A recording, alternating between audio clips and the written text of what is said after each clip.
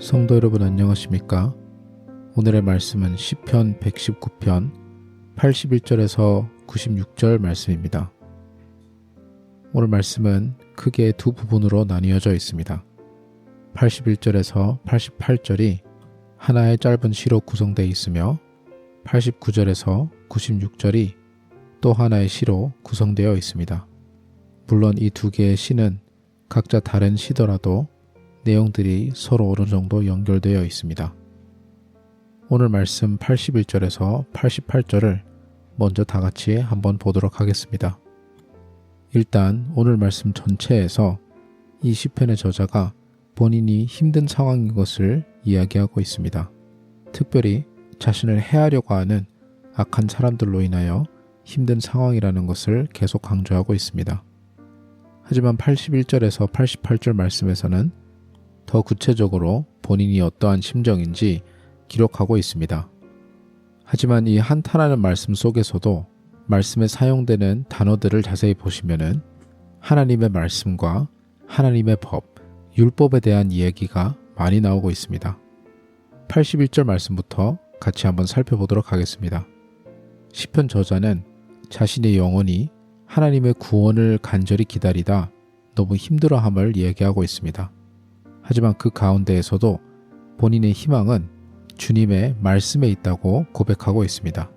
일반적으로 우리가 하나님 앞에 힘듦에 대해서 기도를 할 때 우리의 결론은 늘 하나님 도와주세요가 결론이 될 때가 많습니다.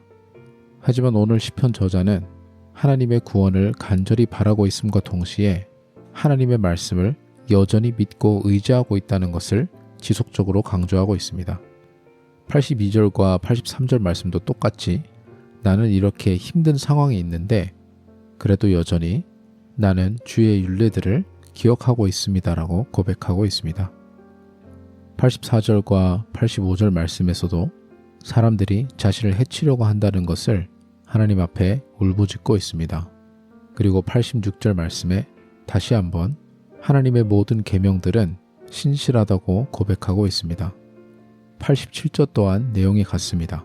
자신이 거의 소멸되고 있다고 하지만 그 가운데에서도 하나님의 법을 지키고 있다라고 얘기하고 있으며 88절 말씀에서는 심지어 본인이 살고자 하는 이유가 하나님의 계명들을 자신이 계속 살면서 지킬 수 있도록 지금 이 상황에서 자신을 구해달라고 고백하고 있습니다. 자, 예를 들어 저와 여러분이 어떠한 힘든 상황에 처했다고 한번 생각을 해봅시다. 그리고 많이 친한 사람한테 가서 나를 이 힘든 상황에서 제발 건져주세요라고 부탁하는 입장이라고 생각해 봅시다. 일반적으로 우리가 누구한테 간절하게 부탁을 할 때 한 가지 이유를 대지 않고 여러 가지 이유를 댑니다. 내가 지금 너무 힘들고 이 상황 때문에 일도 못하고 일자리도 잃을 것 같고 가족들도 너무 힘들고 지금 내가 왜 이 도움이 필요한지 최대한 많은 이유들을 대며 설명하게 될 것입니다.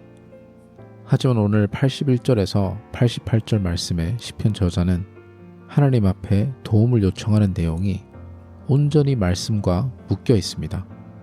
평소에 생각하고 있는 내용과 묵상하고 있는 내용과 실질적인 삶의 목적이 하나님의 말씀이다 보니까 어려운 상황이 닥쳤을 때 모든 것을 그 시점으로 바라보게 되는 것입니다.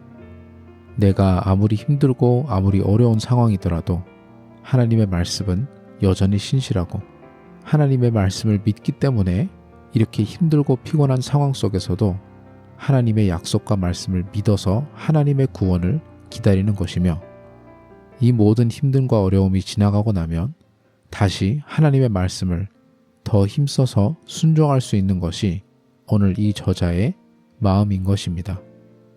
89절에서 96절 말씀에서도 하나님의 말씀에 대한 언급과 얼마나 주님의 말씀이 삶의 핵심적인지가 지속적으로 강조되고 있습니다.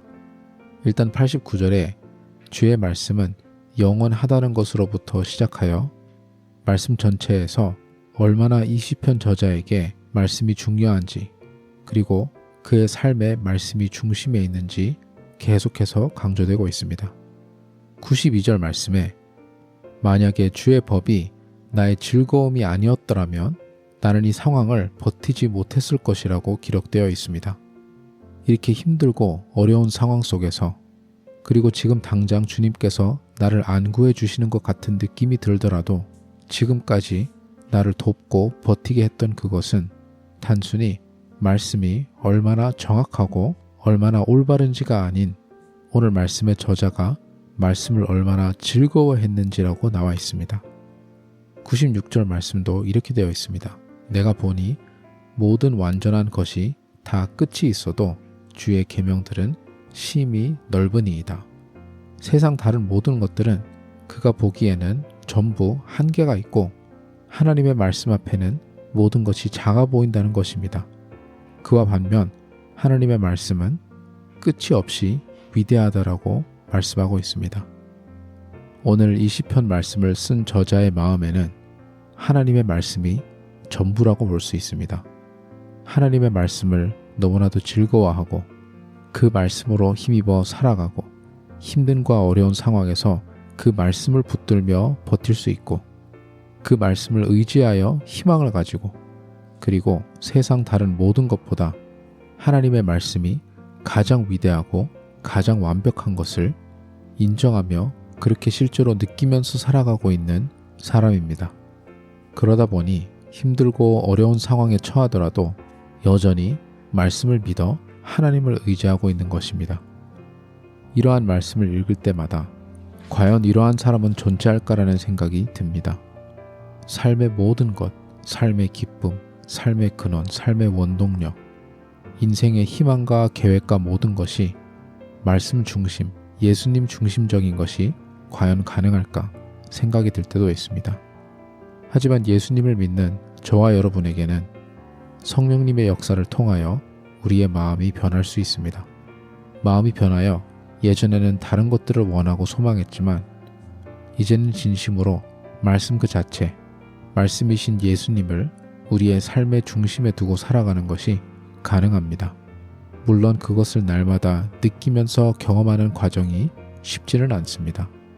하지만 우리 안에 함께하고 계시는 성령님을 믿는 믿음으로 말씀이 중심이 되는 삶을 간절히 소망한다면 우리가 소위 말하는 예수 중심, 말씀 중심의 삶이 조금씩 우리의 삶에서 실천이 되어가는 게 가능해집니다. 오늘 말씀을 되돌아보며 저와 여러분의 삶 가운데 말씀이 얼마나 중심에 있는지, 우리의 삶의 목적, 우리의 삶의 원동력, 우리의 삶의 기쁨과 우리가 힘든 상황을 버티는 것을 도와주는 것 또한 말씀인지 다시 한번 되돌아보며 말씀이 우리의 삶의 모든 영역의 핵심이 되며 침투하는 것을 우리의 삶의 목적으로 두는 저와 여러분이 되기를 간절히 소망합니다. 기도하겠습니다. 하나님 아버지, 우리가 살면서 어떠한 상황에 처해 있을지라도 우리의 삶에 가장 중요한 것은 우리의 삶의 소망이 되고 목적이 되는 것 또한 주님의 말씀이 될 수 있도록 주님 인도하여 주시옵소서.